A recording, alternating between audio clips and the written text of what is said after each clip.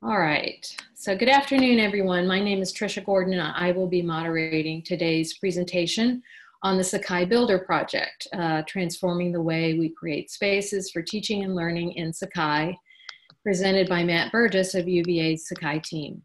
Matthew is a user support specialist with the University of Virginia's UVA Collab Applications Group, working with the team that develops and supports the university's instance of Sakai. He came to the group from UVA's Department of Religious Studies, where he was a graduate student and teaching fellow for 6 years, and pioneered the use of new technologies in numerous courses. He provides instructional support to faculty, staff, and students throughout the university, works with the group's branding and strategic initiatives, and administers the group's student advisory board. He holds degrees from Centre College, Yale University, and UVA. And I'm very delighted to introduce you, Matt, and welcome you. Thank you so much, Trisha, and thanks to all of you for being here. Good morning, good afternoon, or good evening, depending on where you are in the world. I am Matt Burgess, and I'm very excited to talk to you all today about the Site Builder Project, which is a project that we've been working on here at UVA and throughout the Sakai community for the last 12 months or so. For those of you who have not heard me talk about Site Builder before, I'm going to tell you a little bit about where this project came from, how this project was created, and what we've done up to this point. For those of you who have heard me talk about Site Builder before at Open Apereo or on a teaching and learning call or just yammering at you in the hallway somewhere, I'm going to show you some of the things that we've done since our most recent presentations, and I'm going to tell you a little bit about where we are going forward.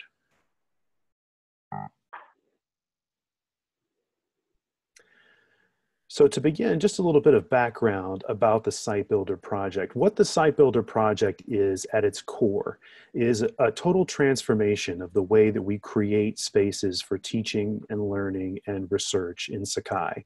Many of you are probably affiliated with Sakai institutions already, and so every day you have faculty, staff, and students who are creating and working in spaces to do all kinds of amazing teaching and learning and research. But there's always more that can be done. There's always more tools out there and more improved tools out there that can be used to take our teaching and learning and research to the next level. And this project is really about connecting all of our faculty, staff, and students with those tools. So some of the highlights of this project include an entirely new interface optimized for all devices associated with that site creation part of Sakai.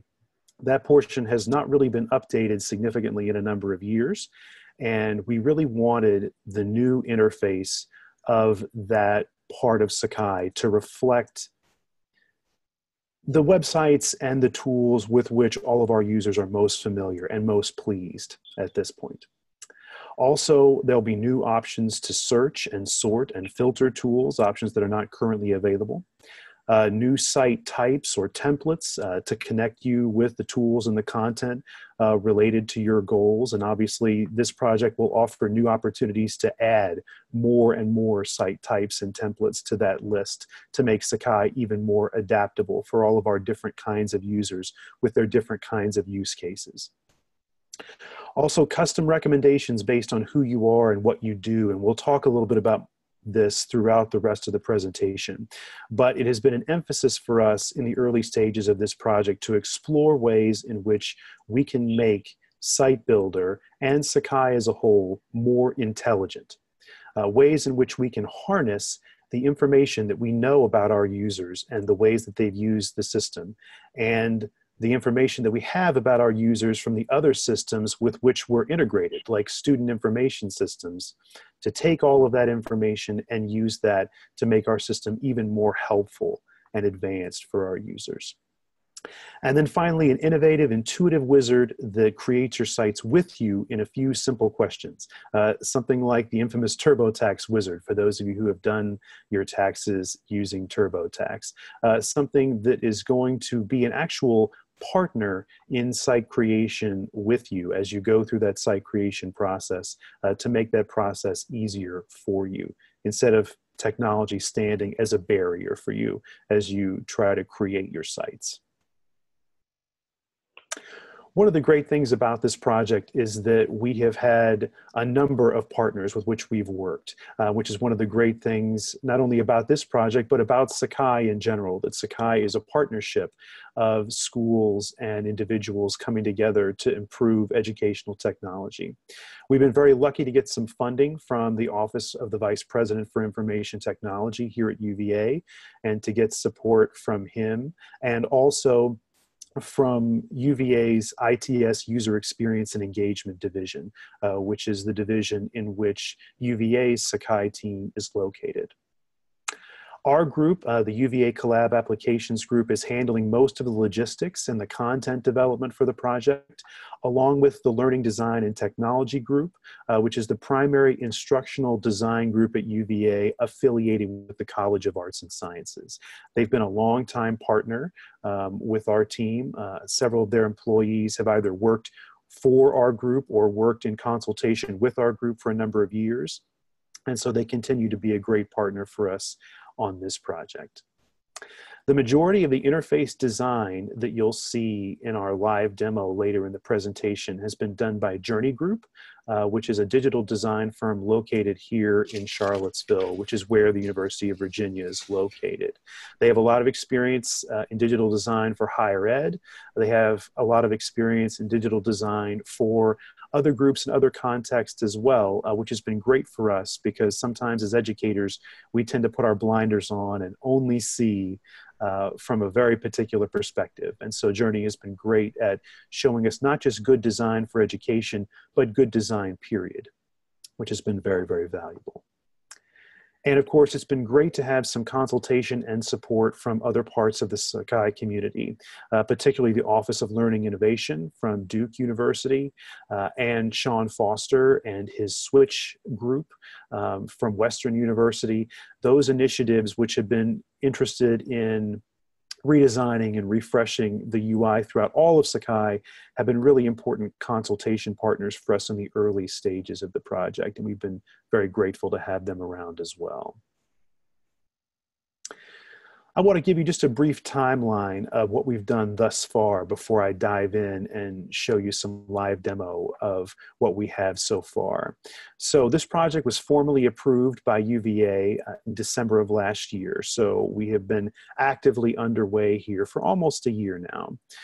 We solicited a number of proposals for potential design partners before selecting Journey Group as that design partner. We received 3 or 4 bids from firms here in Virginia, also from firms in New York. And so we had a great process where we got to talk to a lot of different designers about their visions for this project, their visions for Sakai and quality web design generally. So that was a really great process that ended with us selecting Journey in March of this year. Journey helped us organize some faculty and student focus groups to get together and start to talk about our instance of Sakai in general, and this project specifically. We're going to talk about those in just a minute. They also helped us organize and distribute a survey about the site creation process that was really, really valuable for us and gave us some positive feedback, but also some really good constructive feedback. All of that feedback led to us finalizing something that we called an experience map of how we wanted that site creation process in Sakai to look going forward as a basic framework for our design. And then we essentially finalized the basic framework for our design in August. And we've been working hard and doing some active back-end development since that time. So I mentioned that we had worked with Journey to organize some focus groups and to distribute a survey, and we got a lot of positive feedback, which we're always very gratified to see. We got feedback from our site creators that there's something to be said for a look and feel that essentially remains stable over time. It's familiar, it's something that they know, it's easy to use. We got some great feedback about how people love their interactions with our support and development team, how responsive they are, how easy it is to get their questions answered. And that was very great to see. We got a lot of appreciation for the way that Collab has continued to evolve over the years. And those are things that I think are especially significant for the Sakai community, because I think the Sakai community often offers support at your particular institution rather than in a big box support center somewhere, which is great. And Sakai offers the opportunity for faculty to have their voices heard and for their voices and their suggestions to lead to direct results, as opposed to filings in a ticketing system somewhere. And that's really awesome. And so we were very gratified to see that kind of positive feedback. But we also saw some constructive feedback that was really, really valuable for us. And one thing that I keep coming back to during this project was the comment from one site creator that he just tried to remember what he did last time and click and pray. Because this is a process that site creators don't necessarily do all the time. They may only do it once or twice a semester or once or twice a year. And so we want to make that process a little more intuitive, since we know that some people are praying, which means that they don't find it very intuitive or easy to use. We had some constructive suggestions about reducing clicks, making things a little more streamlined, a little more uniform. We had some suggestions about adding more descriptions to the tools, adding more information about why site creators might want to use a particular tool, or what the best practices for that tool might look like. We had a number of people, both in the focus groups and in the survey, express interest in learning more about the tools during this important formative process so that they can decide whether they might want to try something new or something different. They're not going to do that if they don't know more about what it is that they might be trying. And so that feedback was very, very valuable to us in that formative stage.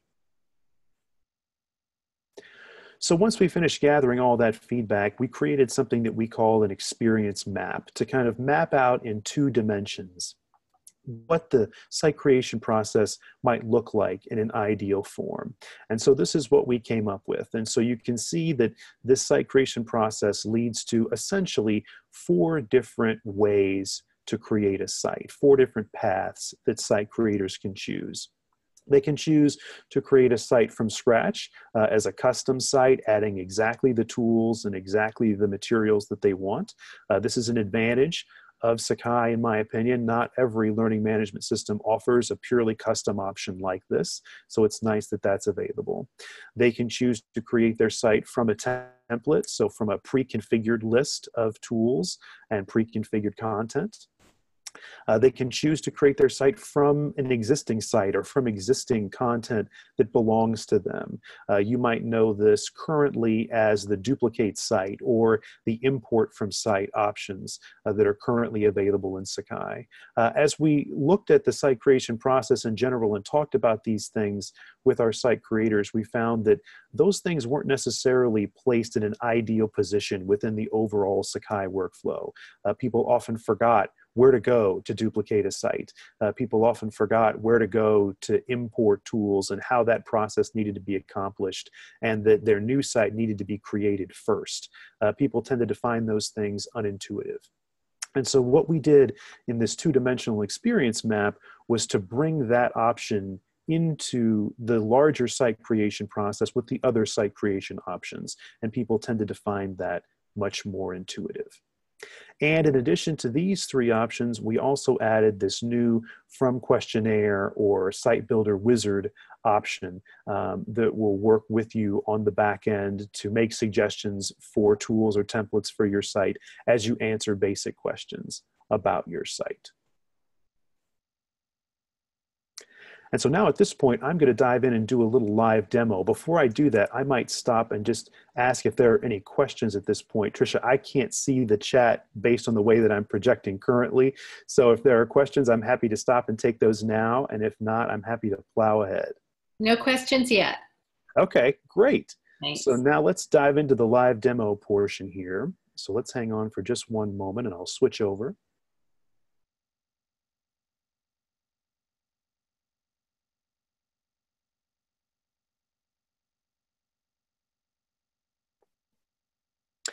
Okay, so now we're going to do just a little live demo here. This will be something new for those of you who may have seen earlier presentations about Site Builder at Open Apereo or at Teaching and Learning.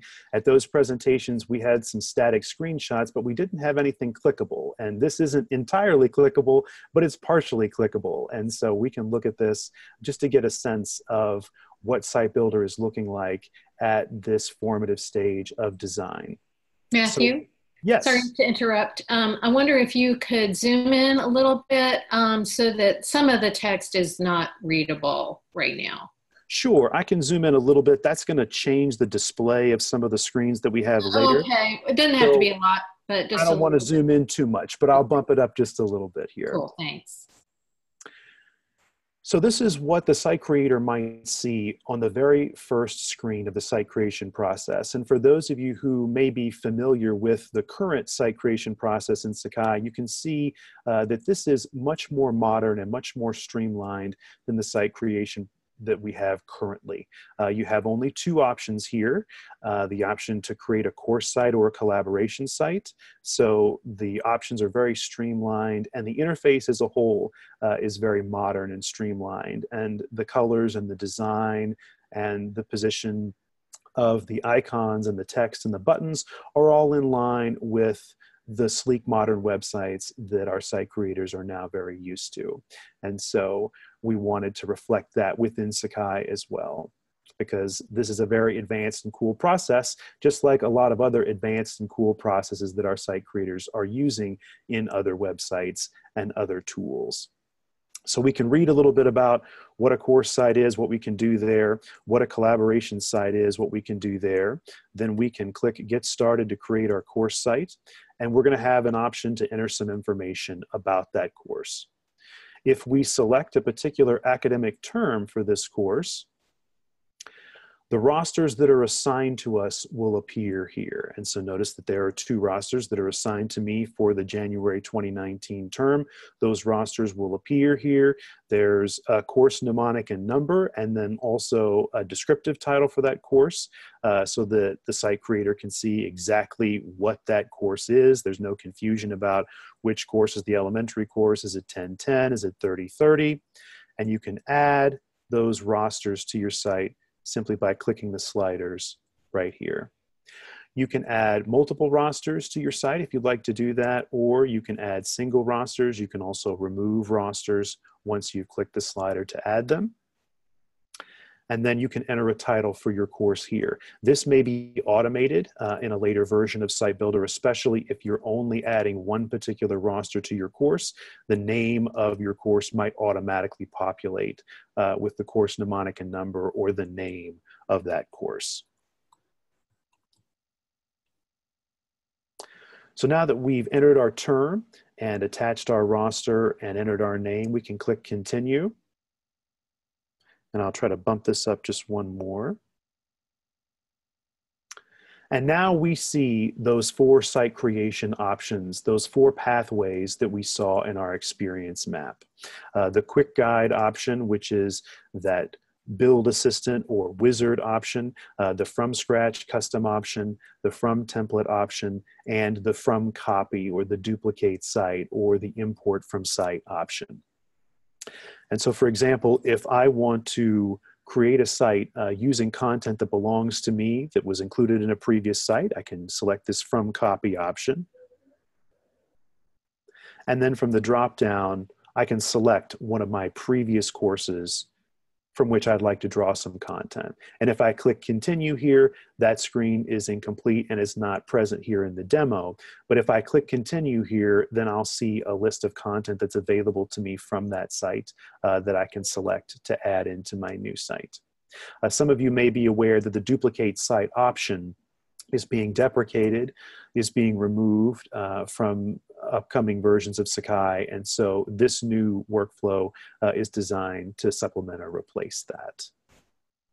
If I decide after I start to dig in and create a site from a copy that I might want to try something different, that I might want to use a different path, I can click Choose a New Path here at the bottom of the page to return to all of my pathways and select a different path. If I decide that I want to create a site entirely from scratch, to build a site entirely custom, tailored to my specific needs, I can do that by clicking Select Your Tools.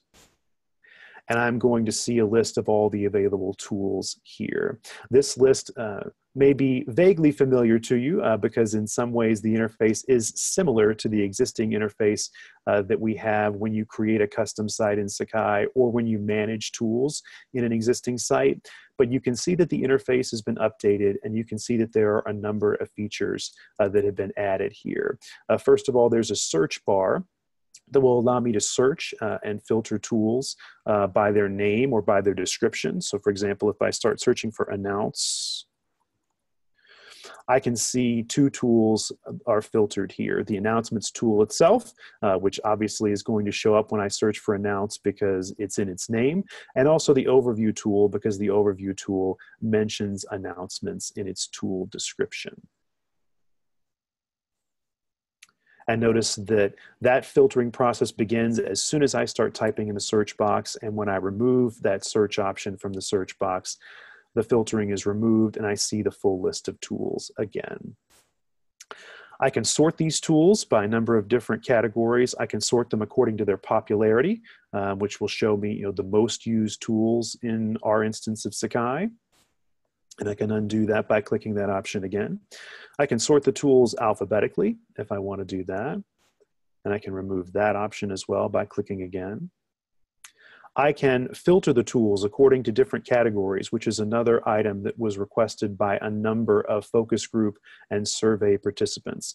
So if I want to see just the tools that are relevant for communication, I can click on that filter drop-down menu. I can select communication.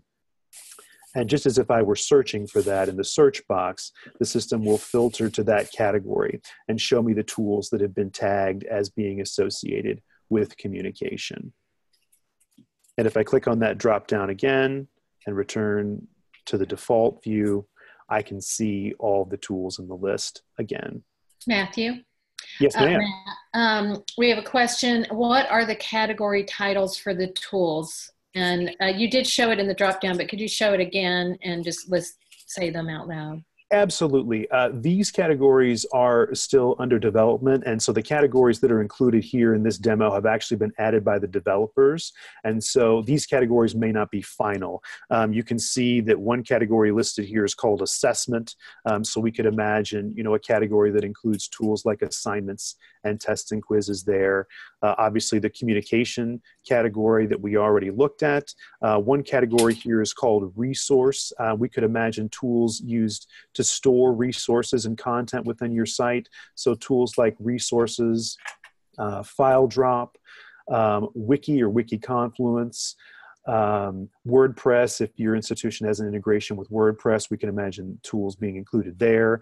And there's also, in this demo version, a core category, which you might use to filter down to a particular core group of tools that maybe the instructional developers or the power users of your instance have determined are the essential tools that might need to be included in almost every site, as Apple Web Store often refers to them.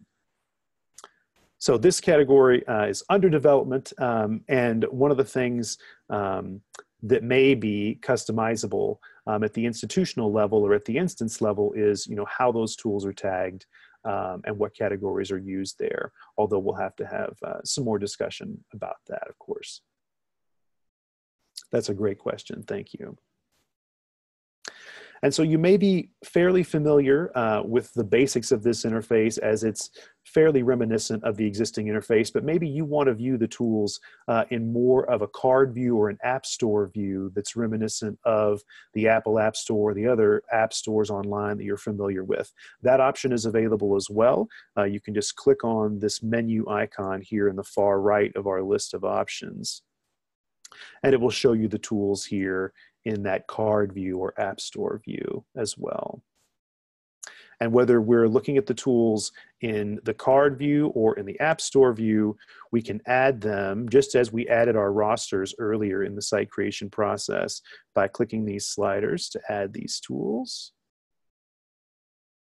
And if we want to learn more about these tools without getting out of our site builder interface, we can also do that just by clicking on more info to the right of any of these tools. That will open a modal window that's going to show us some information about that tool, give us some information, possibly some recommendations and some endorsements for that tool, possibly some screenshots or some screencasts. You can see that this is all dummy content here, but eventually this will contain a short description of what this tool does well, hopefully some endorsements from some faculty, some use cases there, and then maybe some media as well. And you can add that tool directly without having to go back to that previous screen, just by clicking the slider here. And notice that now when we return to our main view, we see that the tool that we just reviewed is added. And now if we return to our list of pathways here, we can also look at our quick guide or our build assistant or our site creation wizard, as we've variously called it at different times throughout the presentation. So notice that this option is currently a little bit larger than the other options that are displayed here in our list of pathways. It's also recommended to me as the site creator. You can see that there's a recommended stamp that's been added here above this option. And this is an example of the kind of intelligence that we would like to build in to this interface, because there may be some groups of people for whom the quick guide might need to be recommended or might be a valuable recommendation. A brand new faculty at UVA, for example, or at your institution who haven't used Sakai before, or who haven't taught independently before and haven't created any course sites before. And with some of the integrations that we're working on here, there's a possibility that we can harness some of the back-end data that we know about our users, whether they've ever logged into our system before, whether they've ever had an account with us before, to be able to make recommendations, so that if you've never used Sakai before, this is going to be the option that's recommended to you. Or if we know that the last several sites that you've created were all duplicates, well, were all created from content that you owned and used previously, that maybe that from copy option is going to be recommended to you. So this is an example of the kind of intelligence that we're trying to build into the project here. And if we take a look at the quick guide by clicking on just a few questions here, notice that now we get some questions that are presented in a very easy to understand and easy to follow UI. We can click on these to answer them. We can click on more than one function if we want our site to perform multiple functions so that the system can make recommendations for us. And then if we clicked complete here, we would be able to see some recommended tools or templates. That screen is incomplete right now, so I won't click on that here. But that's the basics of how that workflow will look. So now I'm going to leave the live demo here and switch back to our slides.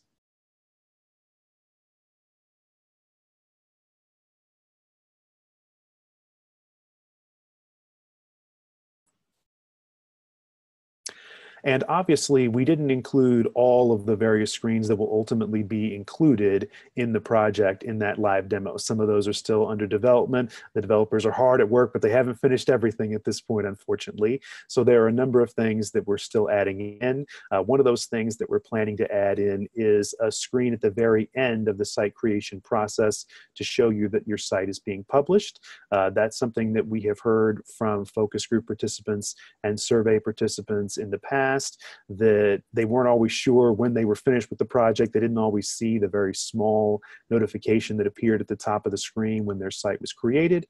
And so they wanted to make sure that there was something that was very clear that showed them what was happening at the end of that site creation process. So the next step for us really is to start filling in that dummy content, start filling in the content that's going to appear for each of the tools, the descriptions, the endorsements, the media that's going to appear for each of those tools when site creators interact with them during Site Builder as they go through that process.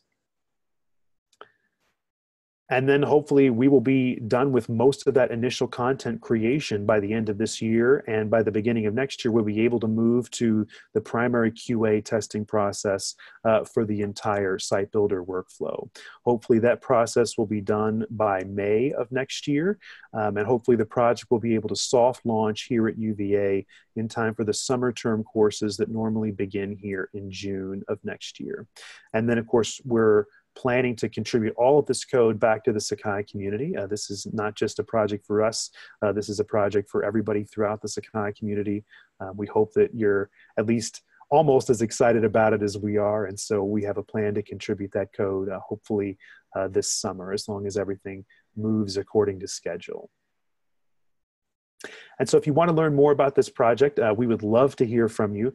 We do have a project page on the Apereo Farm website. So if you're familiar with the Farm project and the Farm website that hosts a number of different in-progress Apereo projects there, we have a page there. Feel free to visit us. We're located in the current crop section of that website. You can also reach out to me at any time. My email address is just my name with a period in the middle of it, matthew.burgess@virginia.edu. You can also reach out to Trisha Gordon, who was very kind to be our moderator for this session, who is also the director of our group and the leader of this project.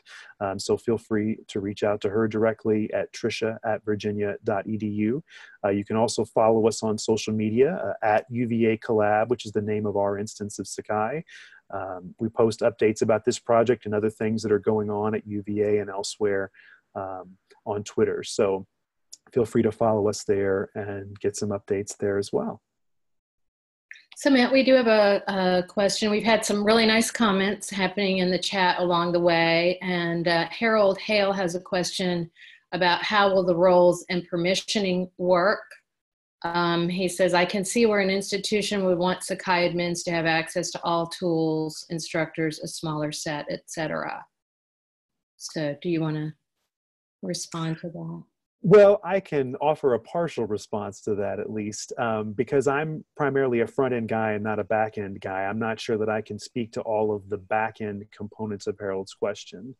But I know that, we've obviously had some discussion, and our team has had some discussion with other key Sakai developers, people like Earl Neitzel, and other folks from Longsight, about how all of this will be enabled in the back end of Sakai. But Harold, if you have more specific technical questions about that, you can certainly reach out to us and we can pass those along to our development team, who is working on all of that back-end stuff, and they can provide some answers for you or have a conversation with you about that.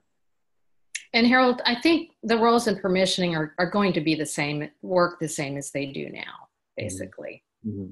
We have another question or comment, at least from Julianne. One of the biggest questions we run into is getting folks to the spot to even start the site creation process. Have you all had discussions about finding a way to direct people to the tool? Julianne, do you mean for creating sites in the first place? Yes. Since that's the way we've always done it, we really don't have a problem with it. Okay.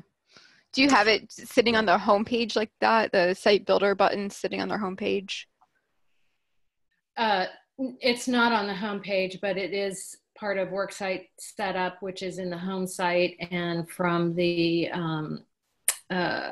My Sites or profile, I believe, at the top of the banner in the portal. So just from those ways, and if people don't know how to start, we get them started. Yeah. Okay. Thanks. Yeah.